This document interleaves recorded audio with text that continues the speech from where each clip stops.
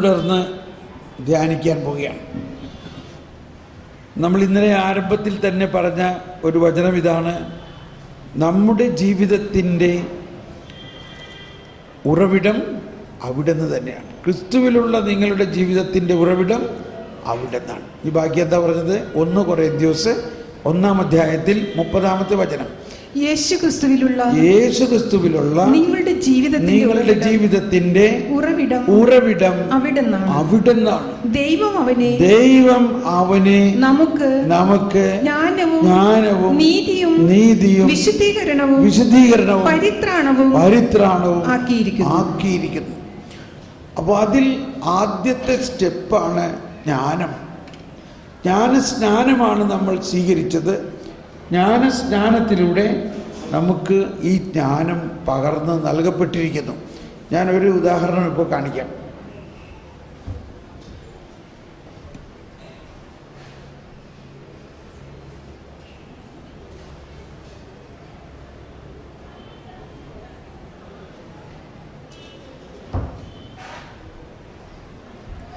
ഇത് നമ്മളെല്ലാവരും മാമോദീസ സമയത്ത് നമുക്ക് ഒരു മെഴുകുതിരി കത്തിച്ച് കൈ തന്നോ ഇല്ലയോ? ഇല്ലേ? ആ മെഴുകുതിരി യേശുവിൻ്റെ പ്രതീകമാണ്. ഇതാണ് അവിടെ കത്തി നിന്ന മെഴുകുതിരി. മാമോദീസ തൊട്ടിയുടെ അടുത്ത് തന്നെ, പ്രത്യേകിച്ച് ലത്തീൻ പള്ളികളിൽ ഉയർപ്പിൻ്റെ ആ തിരി ഉണ്ടാവും. ആൽഫ ഒമേഗ എന്നൊക്കെ എഴുതി 4 ആണിയൊക്കെ അടിച്ചിട്ടുള്ള അത് ക്രിസ്തുവാണ്. ആ തിരിയിൽ നിന്ന് ഒരു തിരി കൊളുത്തി ഇതാ മാമോദീസ സ്വീകരിക്കുന്ന ഈ കുഞ്ഞിലേക്ക് ആ തിരി തരികയാണ്.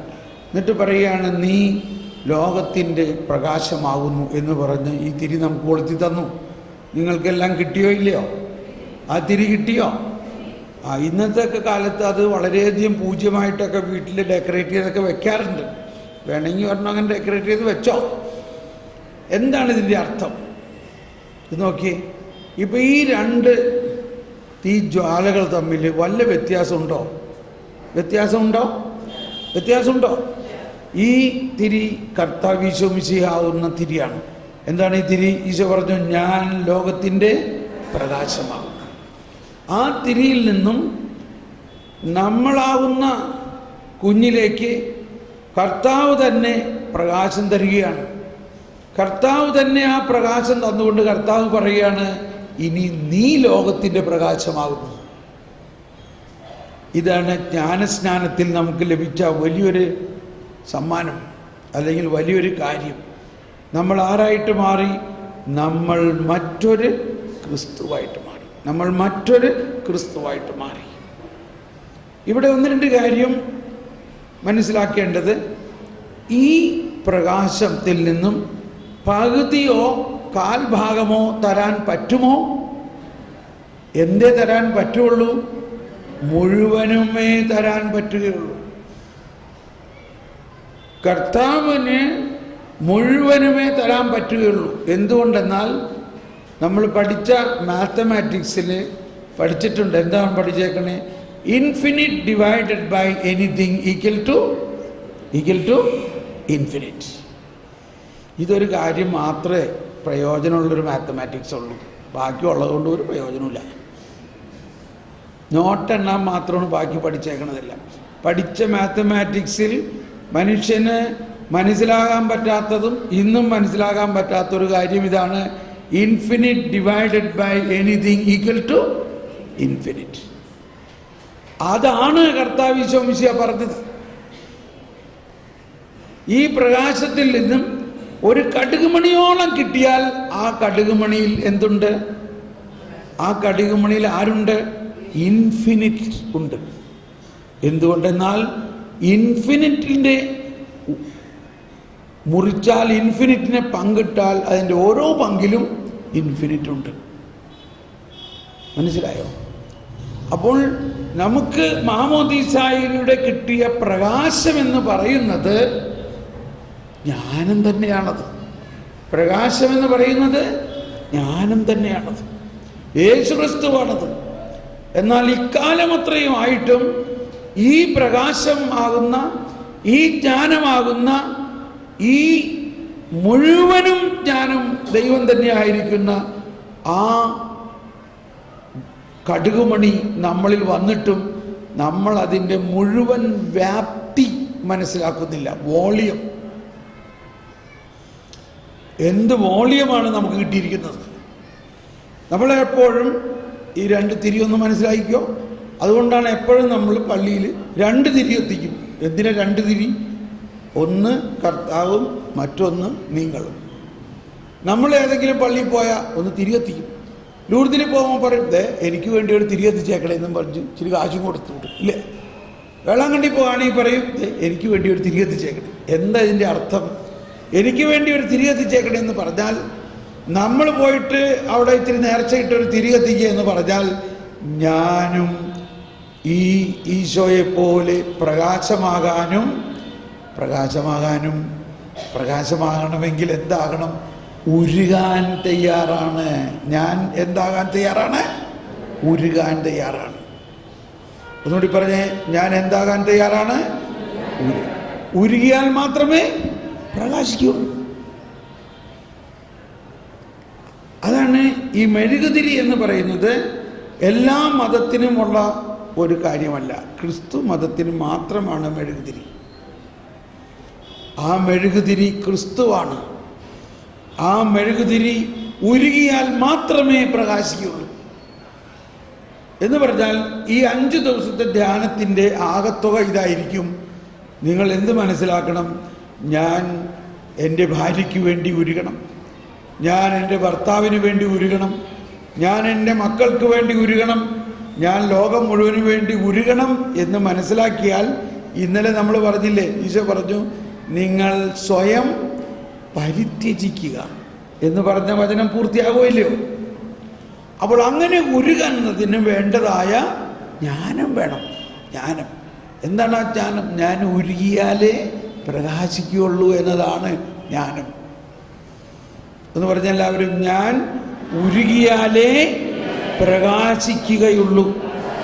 ഒന്നുകൂടി പറഞ്ഞേ, ഞാൻ ഉരുകിയാലേ പ്രകാശിക്കുകയുള്ളൂ.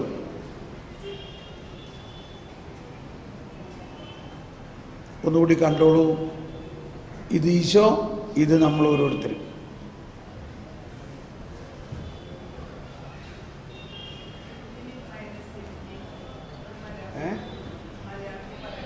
എന്താ മലയാളത്തിൽ ഇതാണ് എടുത്തു? എന്താ മലയാളത്തിൽ പറയേണ്ടത്? ഇൻഫിനിറ്റ് മൈനസ് അല്ല, infinite divided by anything equal to infinite. അതായത് അനന്തതയെ എന്തുകൊണ്ട് ഹരിച്ചാലും അനന്തത ആണ് കിട്ടുക. അനന്തത ഡിവൈഡഡ് ബൈ 1000 എന്ത് കിട്ടും? അനന്തതയുടെ ഒരു ഭാഗം അനന്തത തന്നെയാണ്. ഇപ്പോൾ ഇത് ജ്ഞാനത്തിൻ്റെ ഒരു കാര്യമാണ്. അപ്പോൾ ഈ ബോധ്യമാണ് ഈശോ പറഞ്ഞതിൻ്റെ അർത്ഥം. നിനക്ക് ഒരു കടുകുമണിയോളം വിശ്വാസമുണ്ടെങ്കിൽ ഈ മലയോട് മാറാൻ പറഞ്ഞാൽ മാറും.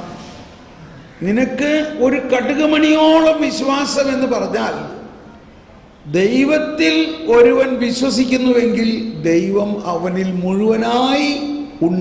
മുഴുവനായി ഉണ്ടാകും എന്ന വിശ്വാസം. കുറച്ചും കൂടി എളുപ്പം മനസ്സിലാക്കാൻ, ഇപ്പോൾ പ്രകാശത്തിൻ്റെ പോയിന്റ് മാമോദീസായിലൂടെ മുഴുവൻ പ്രകാശവും നമുക്ക് കിട്ടിയിരിക്കുന്നുള്ളത് മനസ്സിലായി.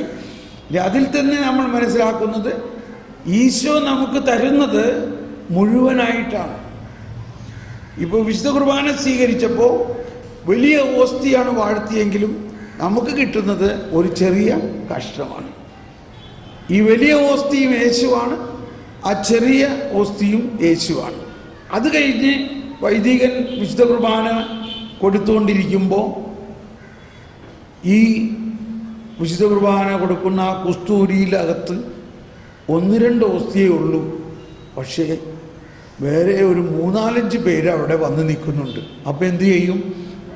അപ്പോൾ അതിനെ നുറുക്കി, അങ്ങനെ അവസാനത്തെ ഒരാൾക്ക് കൊടുക്കാനുള്ള ഒരു ചെറിയ കഷ്ണം മാത്രം ഉള്ളപ്പോൾ വേറെ 2 പേരും കൂടി കയറി വന്നേക്കണം. പച്ചമ്മ, ചേട്ടാ നീ നേരത്തെ വന്ന് നിൽക്കായിരുന്നില്ലേ? പക്ഷേ അതൊന്നും പറഞ്ഞിട്ട് കാര്യമില്ലല്ലോ ഇപ്പോൾ. അപ്പോൾ എന്ത് ചെയ്തു എന്ന് വിചാരിച്ചോ, ആ ഒരു കാൽ നുറുക്കിനെ വീണ്ടും നുറുക്കി കഴിഞ്ഞപ്പോൾ എന്തായി? ഒരു കടുകുമണിയായി. വാസ്തവത്തിൽ ബൈബിളിൽ പറഞ്ഞിരിക്കുന്ന കടുകുമണി നമ്മുടെ നാട്ടിലുള്ള കടുകുമണി അല്ല. അതാണ് അവിടെയുള്ള കടുകുമണി എന്ന് പറയുന്നത്. ഇതിനേക്കാളും വളരെ ചെറിയ ഒരു തരിയാണ്. ഒരു പൊടിയാണ്. നമ്മുടെ നാട്ടിലെ കടുകല്ല ആ കടുക്. വിശുദ്ധ നാട്ടിലൊക്കെ പോണവർക്കറിയാം, അവിടെ ഒരു കടലാസിൽ ഇങ്ങനെ ഈ തരി പൊട്ടിയിട്ട് കടുകുമണി എന്ന് പറഞ്ഞിട്ട് എഴുതി പൊട്ടിച്ചേക്കണം, നമുക്ക് മേടിക്കാൻ കിട്ടും.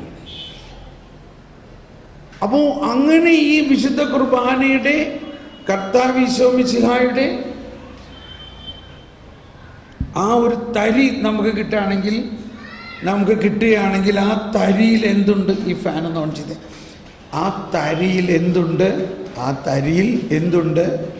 ഈശോ മുഴുവനും ഉണ്ടോ? ഉണ്ടോ? അതാണ് ഈശോ പറഞ്ഞതിൻ്റെ അർത്ഥം. നീ വിശ്വസിക്കേണ്ടത് എന്താ? ദൈവത്തിൽ വിശ്വസിക്കുക എന്ന് പറഞ്ഞാൽ ദൈവം മുഴുവനായിട്ട് നമ്മിൽ വസിക്കുന്നു എന്ന് വിശ്വസിക്കുക എന്നാണ്. അപ്പോൾ അപ്പസ്തോലന്മാർ അടുത്ത് അന്ന് ഒരു പിശാച് ബാധിതനെ കൊണ്ടുവന്നപ്പോൾ അവർക്ക് ആ പിശാചിനെ ഒഴിവാക്കാൻ പറ്റില്ല.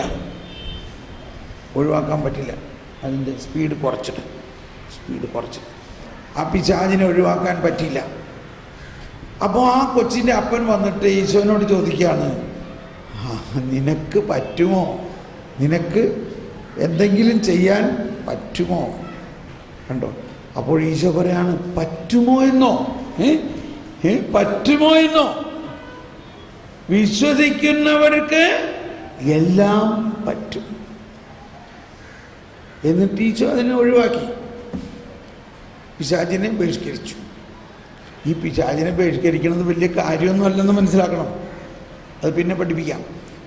പക്ഷേ അപ്പസ്തോലന്മാർ അത് കണ്ടിട്ട് ചോദിച്ചു, കർത്താവേ, അതെന്തുകൊണ്ടാണ് ഞങ്ങൾക്ക് അത് പറ്റാഞ്ഞത്? ഞങ്ങൾക്ക് എന്തുകൊണ്ടാണ് പറ്റാത്തത്? മനസ്സിലാവണം. ഞങ്ങൾക്ക് എന്തുകൊണ്ടാണ് അത് പറ്റാഞ്ഞത്? നമ്മുടെ അവസ്ഥ ഇതല്ലേ? നമുക്കും പറ്റാറുണ്ടോ പിശാചിനെ ഒഴിവാക്കാൻ? എന്തുകൊണ്ടാണ് പറ്റാത്തത്? നമ്മൾ പിശാചിനെ പേടിച്ച് ജീവിക്കുകയാണ്. പിന്നെ എങ്ങനെ പിശാചിനെ ഒഴിവാക്കാൻ പറ്റുന്നത്? ഇതാണ് നമ്മുടെ അവസ്ഥ. അപ്പോൾ അവിടെ ഈശോ അവരോട് പറഞ്ഞു, നിങ്ങളുടെ അല്പവിശ്വാസം കൊണ്ടാണ്. നിങ്ങളുടെ എന്ത് വിശ്വാസം? അല്പവിശ്വാസം. അതായത് നിങ്ങളുടെ വിശ്വാസത്തിൻ്റെ കുറവ് കൊണ്ടാണ്. എന്നിട്ട് പറഞ്ഞു, നിങ്ങൾക്ക് ഒരു കടുകുമണിയോളം വിശ്വാസമുണ്ടെങ്കിൽ ഈ മലയോട് ഇവിടെ നിന്ന് മാറി അങ്ങോട്ട് മാറാൻ പറഞ്ഞാൽ അത് മാറും. എന്നിട്ട് അടുത്ത് പറഞ്ഞിരിക്കുന്ന വാക്കിതാണ്, നിങ്ങൾക്കൊന്നും അസാധ്യമായിട്ടുണ്ടാകില്ല. നമ്മൾ സാധാരണ പ്രാർത്ഥിക്കും, കർത്താവേ, അങ്ങേക്ക് അസാധ്യമായിട്ടൊന്നുമില്ല എന്നാ പറയാറില്ലേ? ദൈവത്തിന് അസാധ്യമായിട്ടൊന്നുമില്ല. അതിൽ വലിയ കാര്യമുണ്ടോ? കാരണം ദൈവമാണ്. ദൈവത്തിന് അസാധ്യമായിട്ടൊന്നുമില്ല എന്നുള്ളതിൽ വലിയ കാര്യമില്ല, അതൊരു സത്യമാണ്. പക്ഷെ ആ ദൈവം നമ്മുടെ ഉള്ളിൽ വസിക്കുമ്പോൾ എന്ത് സംഭവിക്കുന്നു? നമുക്ക് അസാധ്യമായിട്ടൊന്നുമില്ല. അതാണ് മത്തായി 17:21. മത്തായിയുടെ സുവിശേഷത്തിൽ 17-ാം അധ്യായത്തിൽ 21-ാമത്തെ വചനം 20 മുതൽ വായിച്ചോളൂ. വേണമെങ്കിൽ 20 മുതൽ വായിച്ചോളൂ. മത്തായി 17, 20, 21. നല്ല ഉറങ്ങാൻ പറ്റിയ സമയമാണ്, കുഴപ്പമില്ല, ഉറങ്ങിക്കോ. ഞങ്ങൾ ഈ കടുകുമണി അങ്ങോട്ടേക്ക് വിട്ടേക്കാം.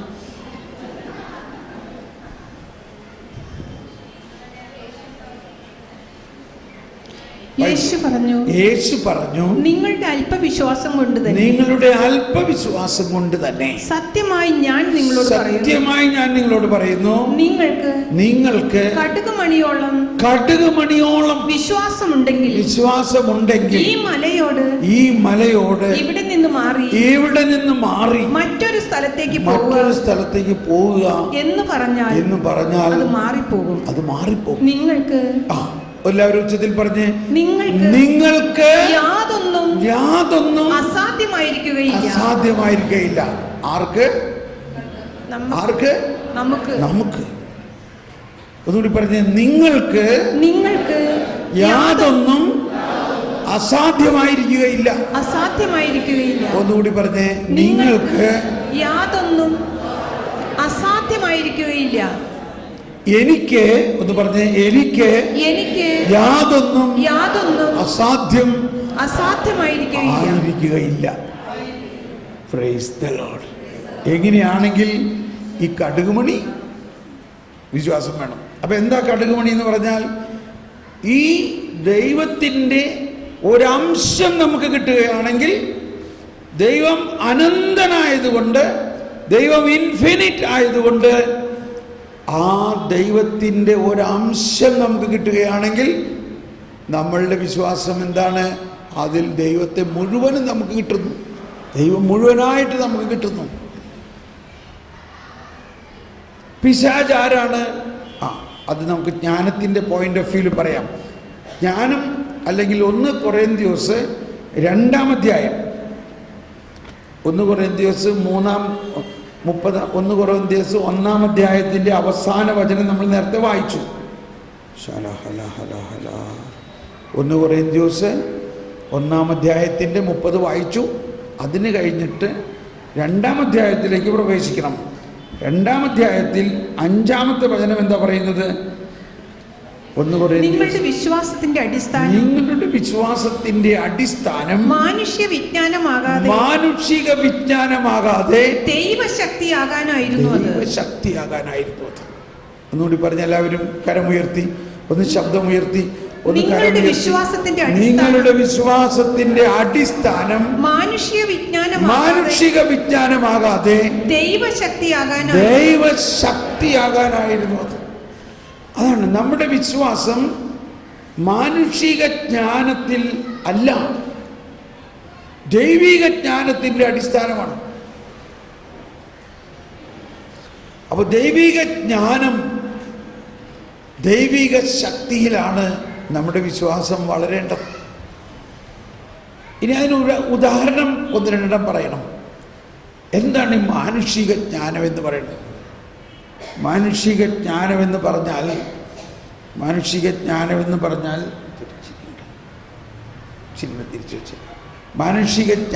പറഞ്ഞാൽ അവരങ്ങനെ പറയുന്നു, ഇവരിങ്ങനെ പറയുന്നു.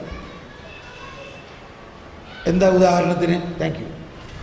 അവർ പറഞ്ഞു, നിങ്ങൾ വെറുതെ ആവശ്യമില്ലാണ്ട് അവിടെയൊക്കെ പോയി പ്രാർത്ഥിക്കേണ്ട, ആ പിശാചൊക്കെ നിങ്ങളുടെ മേട്ടിൽ കയറും. കേൾക്കാറില്ലേ? നിങ്ങളെല്ലാവരും കേട്ടിട്ടുണ്ടോ ഇല്ലയോ? അത് കാരണം പോക്ക് നിർത്തി വീട്ടിലിരിക്കാൻ. ഒരു പ്രെയർ ഗ്രൂപ്പ് ലീഡറോട് ഒരു ചേട്ടത്തി വന്നിട്ട് പറഞ്ഞു, ബ്രദറെ, ഞങ്ങളുടെ വീടിൻ്റെ അയൽവക്കത്ത് ഒരു വീട്ടിൽ ഒരുപാട് പിശാച് ബാധയാണ്, അവർക്ക് സഹിക്കാൻ പറ്റണില്ല, അതുകൊണ്ട് ബ്രദർ ഒന്ന് വന്ന് പ്രാർത്ഥിച്ചാൽ. അയ്യോ, അവിടെ നിന്ന് പോകരുത്, ആ പിശാചൊക്കെ നിൻ്റെ മേത്ത് വരും, നമ്മുടെ മേത്ത് വരും, അതുകൊണ്ട് അവിടെ നിന്ന് പോകരുത്. ഇപ്പോൾ ഈ പ്രെയർ ഗ്രൂപ്പ് ലീഡറുടെ അവസ്ഥ ഇതാണെങ്കിൽ നമ്മൾ സാധാരണക്കാരുടെ അവസ്ഥ എന്താ?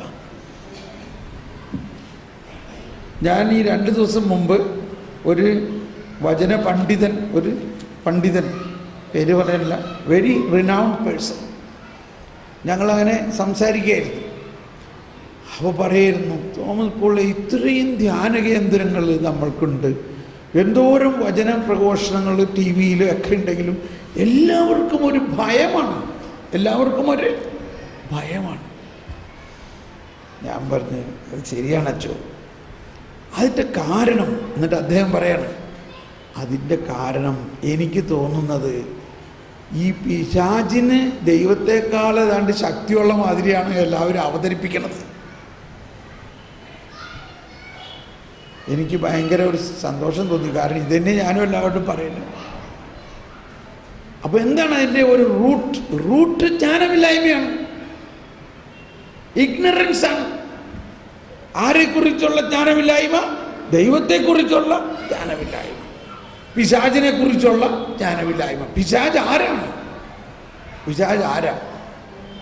പിശാച് ഒരു മാലാഖയായിരുന്നു, ഇല്ലേ? അപ്പോൾ മാലാഖയായിരുന്നപ്പോൾ തന്നെ ദൈവത്തിൻ്റെ ഒരു സൃഷ്ടിയല്ലേ? ദൈവത്തിൻ്റെ സൃഷ്ടിയായിരുന്ന ഒരു മാലാഖ, ആ മാലാഖയുടെ പതനത്തിലൂടെ ആ മാലാഖ ആരായിട്ട് മാറി? പിശാചായിട്ട് മാറി. ഒന്ന് കൈവീശി കാണിച്ച്. മാലാഖ ആരായിട്ട് മാറി? പിശാചിന് ഇപ്പൊ ചെയ്യാവുന്നൊരു കാര്യം നിങ്ങളെ ഇത് കേൾക്കാണ്ട് ഉറക്കാം എന്നുള്ളൊരു കാര്യമാണ്. ഇത് വേണമെങ്കിൽ ചെയ്യാൻ പറ്റും പിശാചിന്. എന്താ നമ്മൾ ഉറക്കാൻ സമ്മതിക്കോ? ഇല്ല. അതുകൊണ്ടൊന്ന് കൈവീശി അടുത്ത ആളുടെ മുതുകിനൊരു അടി കൊടുത്തേ. പിശാചേ, മനസ്സിലായോ? അതുകൊണ്ട് ഉറങ്ങാൻ സമ്മതിക്കരുത്. എന്താണ് ഇപ്പൊ കേട്ടത്? പിശാച് ഒരു മാലാഖയായിരുന്നു. ആ മാലാഖയായിരുന്നപ്പോഴും മാലാഖ ആരാണ്? ദൈവത്തിൻ്റെ ഒരു സൃഷ്ടി മാത്രമാണ്. അപ്പോൾ ഇതിൻ്റെ കാറ്റഗിസം റെഫറൻസ് കൂടി എടുത്തോളൂ. 395. ഒരു കാര്യം മനസ്സിലാക്കണം, ഞാനിവിടെ പറയുന്ന കാര്യങ്ങളൊന്നും എൻ്റെ സ്വന്തമല്ല. കർത്താവ് ഈശോ മിശിഹ തന്നെ പറഞ്ഞേക്കുന്ന ഒരു കാര്യമാണ്. ഈശോ പറഞ്ഞേക്കണ എന്താ? എൻ്റെ പ്രബോധനം എൻ്റെ അല്ല. ആര്? ഈശോ മിശിഹ. യോഹന്നാൻ 7:16 വായിക്കണ്ട. എന്നെ അയച്ചവൻ്റെ അത്രയും എന്ന പോലെ നമ്മളാരും നമ്മുടെ സ്വന്തം പ്രബോധനമല്ല കൊടുക്കേണ്ടത്. കർത്താവ് നമുക്ക് നൽകിയിരിക്കുന്ന പ്രബോധനങ്ങൾ വേണ്ട രീതിയിൽ സഭ വ്യാഖ്യാനിച്ചിട്ടുള്ളതാണ്. 395. എങ്കിലും പിശാചിൻ്റെ ശക്തി അനന്തമല്ല. നമ്മളിപ്പോൾ തന്നെ ആരുടെ ശക്തിയാണ് അനന്തം? ദൈവത്തിൻ്റെ ശക്തിയാണ്. പിശാചിൻ്റെ ശക്തി അനന്തമല്ല. ഒന്ന് കൈവീശി കാണിച്ച് പറഞ്ഞേ, പിശാചിൻ്റെ ശക്തി അനന്തമല്ല. ഞാൻ ഇന്നലെ പറഞ്ഞില്ലേ, കുറച്ച് പേര് ആ ചട്ടിയും കലത്തിൽ നിന്നൊക്കെ വിട്ട് ഇന്ന് സുഖമായിട്ട് ഒരു ദിവസം വിശ്രമിക്കാമെന്ന് വിചാരിച്ച് വന്നേക്കുകയാണ്. ഒരു കുഴപ്പമില്ല, അതിനെ അഭിനന്ദിക്കുന്നു. പക്ഷെ ഇച്ചിരി ഒന്ന് ശ്രദ്ധിക്കണം. ഉറക്കം വരാനുള്ള എല്ലാ സാധ്യതയുമുള്ള സമയമാണ്. അല്ലെങ്കിൽ തന്നെ ഞായറാഴ്ച ദിവസം ഉച്ചയ്ക്ക് ഊണും കഴിച്ചാൽ പിന്നെ എന്താ നമ്മുടെ അജണ്ട? ഉറങ്ങുക എന്നുള്ളതാണ്, ഇല്ലേ? ഒരു ക്രിസ്ത്യാനി എന്ന് പറഞ്ഞാൽ അടിപൊളി പ്രാർത്ഥനയാണ്. പക്ഷേ സുഖമായിട്ട് കരിമീനും പോത്തിറച്ചി എല്ലാം കൂട്ടി ഇച്ചിരി വാട്ടീസും കൂട്ടി കഴിച്ച് സുഖമായിട്ട് ഉറങ്ങുക. അതാണ് പണ്ടൊക്കെ നമ്മളൊരു ക്രിസ്ത്യാനി എന്ന് പറഞ്ഞാൽ. ഇപ്പം അങ്ങനെ നമ്മളൊക്കെ അങ്ങനെയായിരുന്നു. ഞാനൊക്കെ അങ്ങനെയായിരുന്നു. നമ്മുടെ ചേട്ടന്മാരൊക്കെ കാണാം, ഞായറാഴ്ച കുർബാന കഴിഞ്ഞാൽ ഒറ്റ ഓട്ടമാണ്. എവിടേക്കാണ്? ഇറച്ചിക്കടയിലേക്കും അത് കഴിഞ്ഞാൽ ഷാപ്പിലേക്കും. ഇത് രണ്ടും കൂടി വീട്ടിൽ വരണം. എന്നിട്ട് നന്നായിട്ട് കോഴി പൊരിച്ച് അല്ലെങ്കിൽ താറാവ് ഇറക്കി മീൻ വരുത്തതും കുറച്ച് കള്ളും ഇരുന്ന് അങ്ങ് കുടിച്ച് സുഖമായിട്ടിരുന്നു. ഇതാണ് ഈ 2000 വർഷമായിട്ട് നമ്മൾ ചെയ്തത്. അതുകൊണ്ട് എന്ത് സംഭവിച്ചിരിക്കുന്നു? 2000 വർഷമായിട്ടും ക്രിസ്തു വിശ്വാസം 2% മാത്രമായിട്ട് ഇങ്ങനെ നിൽക്കുകയാണ്. ഞാൻ പറയുന്നത് കൊണ്ട് നിങ്ങൾക്ക് പ്രയാസമൊന്നുമില്ലല്ലോ. ചിലർ പറയും, എൻ്റെ ബ്രദറെ ഇങ്ങനെയൊക്കെ പറയണതാ നല്ലത്, കുറച്ച് ചങ്കൂറ്റമുള്ളവരിത് പറയുള്ളൂ.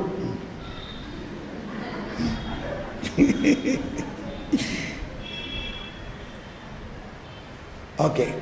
അപ്പോൾ ഈ പിശാചിനെ വലിയ ആളായിട്ട് കണ്ടാൽ പിന്നെ പിശാച് നമ്മളെ ഭരിക്കും.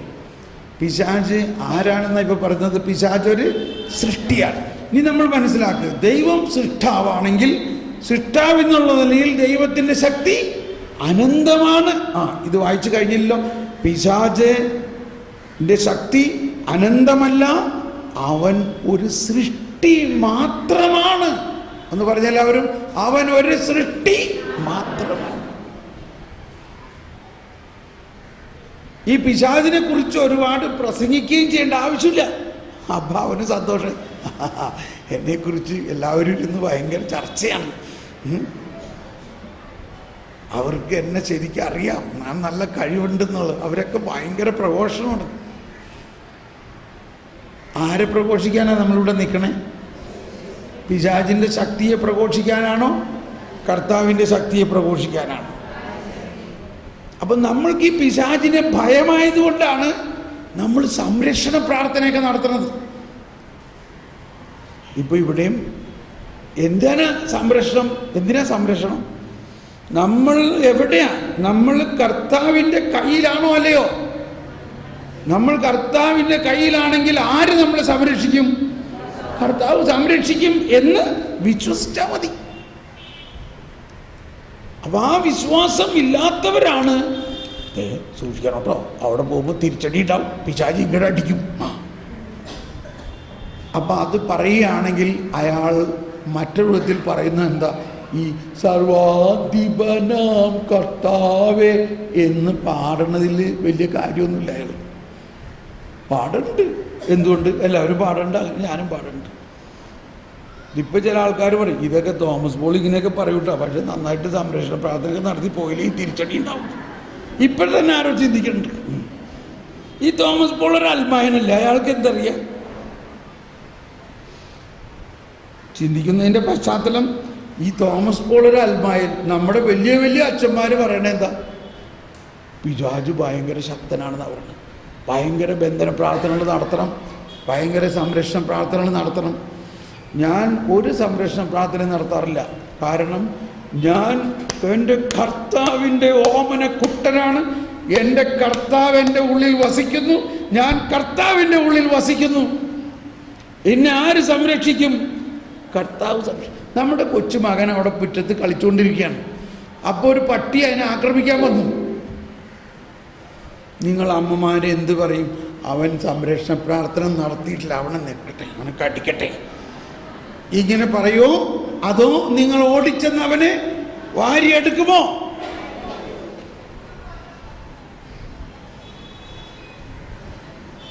ശരിക്കും മനസ്സിലായില്ലേ?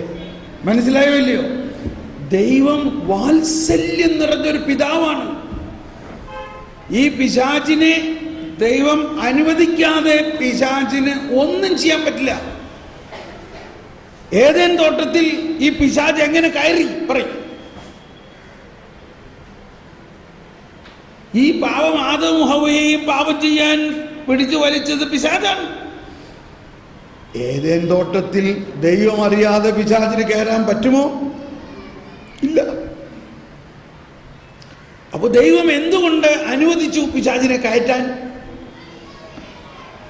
പിശാചിനെ കയറ്റാൻ അനുവദിച്ചത് ദൈവത്തിൻ്റെ സർവാധിപത ശക്തിയെ വെളിപ്പെടുത്താൻ വേണ്ടിയാണ്. ദൈവത്തിന് പിശാചിൻ്റെ സകല പ്രവർത്തനങ്ങളിൽ നിന്നും രക്ഷിക്കാനും അതിന് വലിയ ശക്തിയുണ്ടെന്ന് വെളിപ്പെടുത്താൻ വേണ്ടിയിട്ടാണ് പിശാചിനെ അനുവദിക്കുന്നത്. ഇപ്പോഴും അതെ.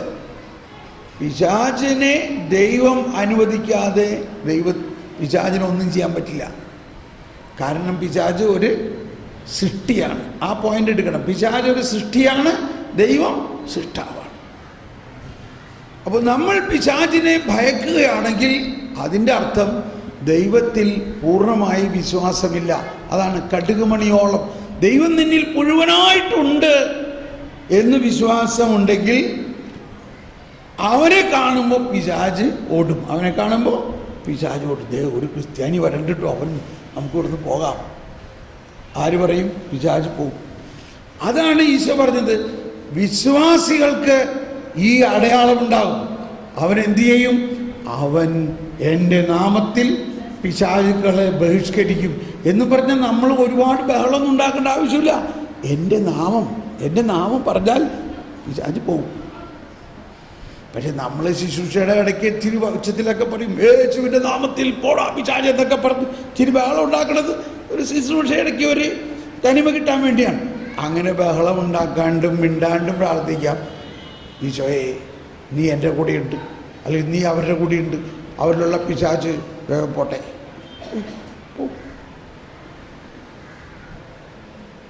മത്തായി, മർക്കോസ്, ലൂക്കയുടെ സുവിശേഷത്തിൽ ഒരുപാട് പിശാചുക്കളെ ഒഴിപ്പിക്കുന്ന സംഭവങ്ങൾ കാണിച്ചിട്ടുണ്ട്.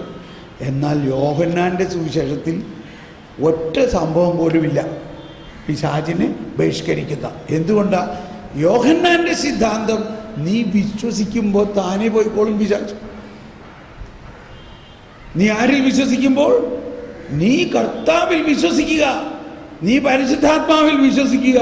കർത്താവ് വന്നിരിക്കുന്നത് പിശാചിൻ്റെ പ്രവർത്തനത്തെ നശിപ്പിക്കാനാണ്.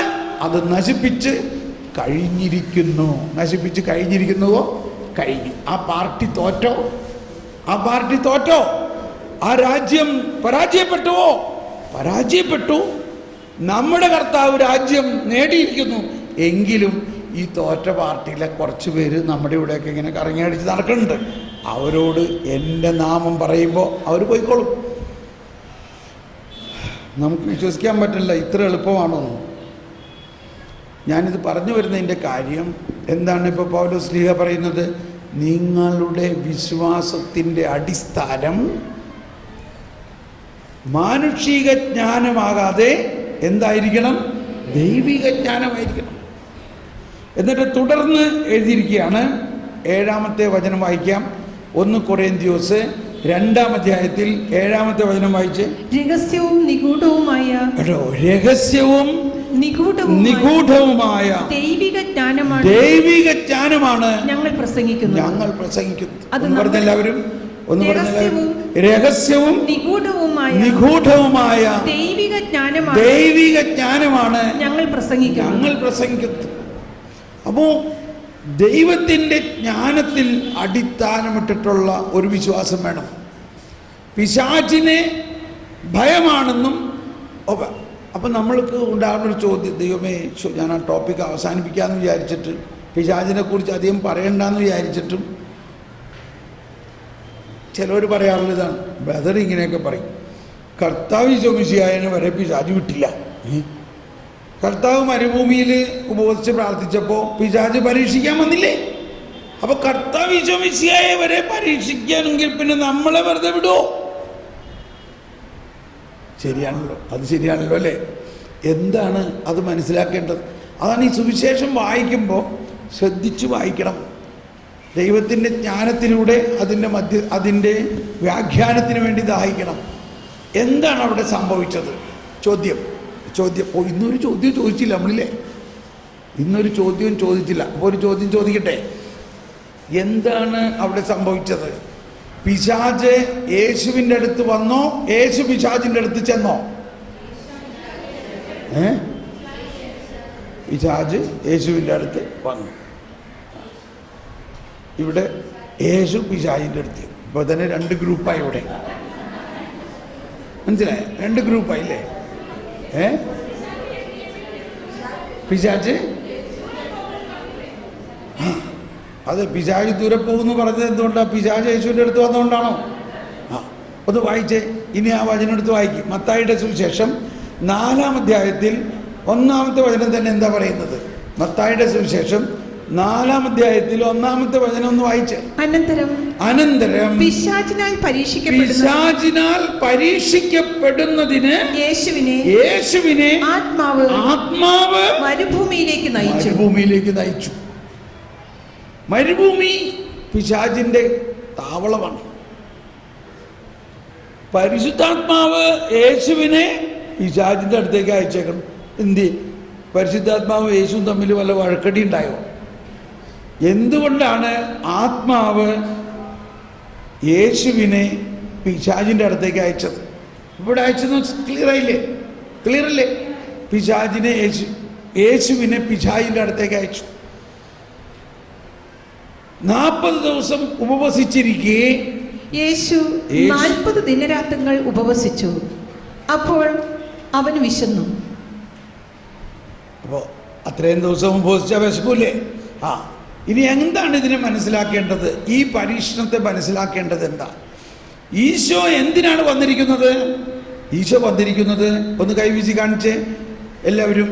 ഈശോ വന്നിരിക്കുന്നത് പിശാചിന്റെ, എല്ലാവരും ഏറ്റു പറഞ്ഞ പിശാചിന്റെ പ്രവർത്തനത്തെ നശിപ്പിക്കാനാണ് മനുഷ്യപുത്രൻ വന്നിരിക്കുന്നത്. സംശയമില്ലല്ലോ, ഇല്ലേ? അതാണ് ദൈവരാജ്യം എന്ന് പറയുന്നത്. ദൈവരാജ്യത്തിൽ യേശുവിൻ്റെ രാജ്യത്തിലേക്ക് നമ്മൾ വരുമ്പോൾ ആ വ്യക്തിയിൽ പിശാചിന്റെ രാജ്യം അവസാനിച്ചു. എന്തുകൊണ്ടാണ്? യേശു പിശാചിന്റെ രാജ്യത്തെ നശിപ്പിച്ചിരിക്കുന്നത് കൊണ്ട്. യേശു വന്നിരിക്കുന്നത് പിശാചിന്റെ രാജ്യത്തെ അവസാനിപ്പിക്കാൻ വേണ്ടിയാണ്. ആ യേശു മാമോദീസ സ്വീകരിച്ച് ലൂക്കായുടെ സുവിശേഷത്തിൽ നോക്കുകയാണെങ്കിൽ പറയും, ലൂക്ക 4 അധ്യായത്തിൽ നമുക്ക് കാണാം. ലൂക്ക 4 അധ്യായം ആരംഭിക്കുന്നത് ഇങ്ങനെയാണ്. ആത്മാവിനാൽ യേശു പരിശുദ്ധാത്മാവ് നിറഞ്ഞവനായി ജോർദാനിൽ നിന്ന് മടങ്ങി. യേശു പരിശുദ്ധാത്മാവ് നിറഞ്ഞവനായി ജോർദാനിൽ നിന്ന് മടങ്ങി. അതായത് മാമോദീസ കഴിഞ്ഞപ്പോ ആത്മാവ് അവനെ മരുഭൂമിയിലേക്ക് നയിച്ചു. കണ്ടോ? അപ്പോ യേശു പരിശുദ്ധാത്മാവ് നിറഞ്ഞവനായത് മാമോദീസായിലൂടെ. യേശു പണ്ടേ തന്നെ പരിശുദ്ധാത്മാവിൽ നിറഞ്ഞവനായിരുന്നു, ഇല്ലേ? യേശു ജനിച്ചത് തന്നെ പരിശുദ്ധാത്മാവിന്റെ നിറവിലാണ്. ആ പരിശുദ്ധാത്മാവ് യേശുവിന്റെ ദൗത്യം ആരംഭിക്കാൻ പോവുകയാണ്. ഇപ്പോൾ ആ പരിശുദ്ധാത്മാവ് യേശുവിലൂടെ, യേശു എന്തിനാണ് വന്നിരിക്കുന്നത്? ആ ദൗത്യം ആരംഭിക്കാനാണ് പറയുന്നത്. അതുകൊണ്ടാണ് അതിനുശേഷം പറഞ്ഞത്, കർത്താവിൻ്റെ ആത്മാവ് എൻ്റെ മേലുണ്ട്. എന്തിനു വേണ്ടി? ദരിദ്രരോട് സുവിശേഷം പ്രഘോഷിക്കുന്നതിനും ബന്ധിതർക്ക് മോചനം നൽകുന്നതിനും. ആ യേശു വന്നാൽ ഇനി ഇവിടെ ടൂർ അടിക്കാനാണോ വന്നേക്കണേ? എന്തിനാ വന്നേക്കണേ? പിശാചിന്റെ രാജ്യത്തെ അവസാനിപ്പിക്കാൻ. അതുകൊണ്ട് ഈശോയോട് ആത്മാവ് പറയാണ്, വന്നു കഴിഞ്ഞു, ഇനി നമ്മുടെ പ്രവർത്തനം ഉടനെ ആരംഭിക്കുക. പിശാചിന്റെ രാജ്യത്തെ ഉടനെ അവസാനിപ്പിക്കാൻ വേണ്ടി നീ ആരംഭിച്ചോളൂ. അവരവിടെ മരുഭൂമിയിലാണ് താവളം പഠിച്ചേക്കണത്, അങ്ങോട്ട് പോയിക്കോ. ഓക്കെ, അങ്ങനെ അങ്ങോട്ട് പോകാനുള്ള എല്ലാ സന്നാഹവുമായി 40 ദിവസം ഉപവസിച്ച് പ്രാർത്ഥിച്ചിട്ട് യേശു മരുഭൂമിയിലേക്ക് ചെല്ലുകയാണ്. ഇതിന് മറ്റൊരു വിധത്തിൽ ചിന്തിക്കുകയാണെങ്കിൽ, ഇന്ത്യക്ക് ആറ്റമിക് ബോംബ് ഇന്ത്യ കണ്ടുപിടിച്ചു. ആറ്റമിക് ബോംബ് കണ്ടുപിടിച്ചു കഴിഞ്ഞു. ഇത് ഗോഡൌണിൽ വെച്ചുകൊണ്ടിരുന്നാൽ ശരിയാവോ? എന്നിട്ട് പറയാണ് ഞങ്ങളുടെ കയ്യിൽ ആറ്റം ബോംബ് ഉണ്ട്, ഞങ്ങളിവിടെ പോക്കറ്റിൽ ഇട്ടിട്ടുണ്ടെന്ന് പറഞ്ഞാൽ ആരെങ്കിലും വിശ്വസിക്കുമോ? ഈ ആറ്റമിക് പവർ ഇന്ത്യക്ക് ഉണ്ടെന്നുള്ളതിന് എങ്ങനെയാണ് നമ്മൾ വെളിപ്പെടുത്തേണ്ടത്? അതും മരുഭൂമിയിൽ പരീക്ഷിച്ചപ്പോഴാണ്. അങ്ങനെ ഇന്ത്യ പ്രഖ്യാപിച്ചു, ഇന്ന ദിവസം പൊക്രാൻ മരുഭൂമിയിൽ വെച്ച് ഇന്ത്യയുടെ ആറ്റം ബോംബ് പരീക്ഷിക്കപ്പെടുന്നതായിരിക്കും. Praise the lord. അപ്പോൾ ശത്രു രാജ്യങ്ങളെല്ലാം കിടിലം കൊണ്ട്, എന്ത് ഈ ചോട്ട ഇന്ത്യയുടെ കയ്യിൽ